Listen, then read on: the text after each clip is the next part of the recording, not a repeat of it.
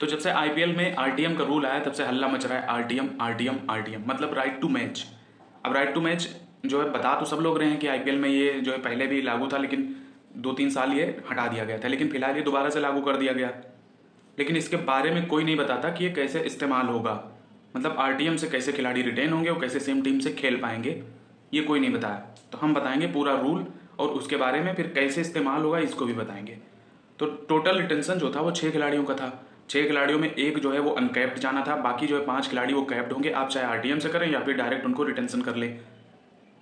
तो आरटीएम का मतलब ये है, टोटल राइट टू मैच का मतलब ये है कि अगर आप उस खिलाड़ी को रिटेन करना चाहते भी हैं, लेकिन आप जो है अपनी पर्स मनी से बड़ा अमाउंट खर्चा नहीं करना चाहते, तो उनको आप ऑक्शन में भेजते हैं। जैसे मान लेते हैं आरसीबी के लिए, आरसीबी जैसे विराट कोहली को रिटेन कर ली, उसके बाद वो जो है एस दयाल को रिटेन कर ली, तो जो पहला रिटेंशन होगा वो 18 करोड़ का होगा, दूसरा रिटेंशन 14 करोड़ का होगा। और मान लेते हैं मोहम्मद सिराज को रिटेन कर ली, तो उसके लिए देने होंगे 11 करोड़। अब जो 3 रिटेंशन हो गए, अब जो चौथा रिटेंशन होगा उसके लिए देने होंगे 18 करोड़, और फिर जब 5वां रिटेंशन आएगा तो उसके लिए भी देने होंगे 14 करोड़ रुपए।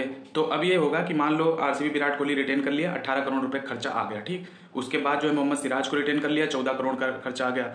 फिर अगर कैमरन ग्रीन को रिटेन कर लिया, मान लेते हैं ये हाइपोथेटिकल सोचते हैं, कैमरन ग्रीन को रिटेन कर लिया तो आ गया टोटल 11 करोड़ रुपए का। फिर मान लेते हैं कि अगर मान लेते हैं रजत पाटीदार जो कि आरसीबी से खेलते हैं उनको अगर रिटेन कर लिया तो फिर 18 करोड़ देने होंगे।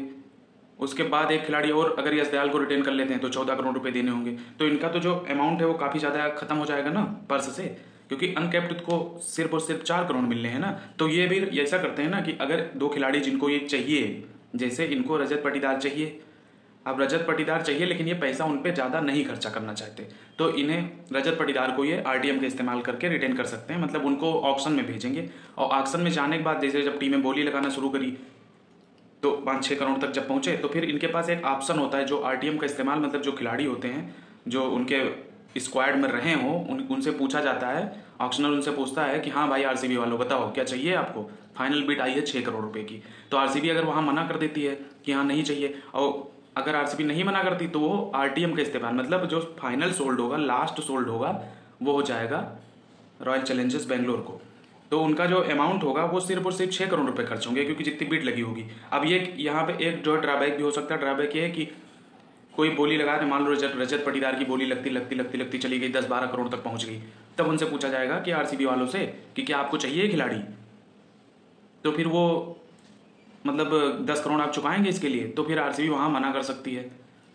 तो एक ये रूल है जो, तो भी ये माना जाएगा कि आपने आरटीएम इस्तेमाल आपका नहीं हुआ, आप कहेंगे भी चाहिए लेकिन आपको आरटीएम वाले प्राइस पे चाहिए, लेकिन ये माना जाएगा कि आरटीएम का इस्तेमाल नहीं हुआ।